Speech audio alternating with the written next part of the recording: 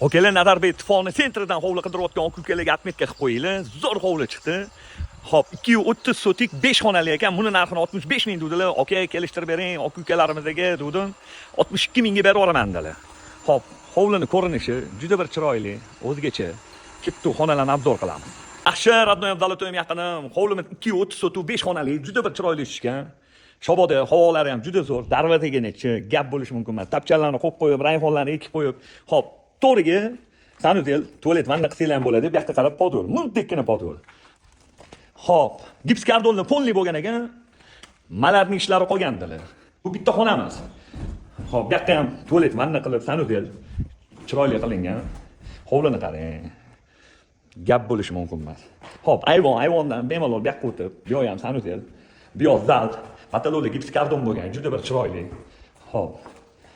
Bunisini xohlasanglar nimadir qilib qo'yaverasizlar, mehmon kutadigan xona qilib. Tepalar patologlarni gips kardon qilingan, malarli ishlari, adgina shu mehr berib olsanglar, gap bo'lishi mumkin emas. Bu oshxona ekan. Tayyor qilingan, bu yoqni endi kafilli qilib, kuxinliklarni qo'yib, uzunligi ham juda bir a'lo. Xo'p, buni narxini 62 ming qilib beraman dedilar, pastki egalarining nomerini yozib qoldiraman. Bosinglar.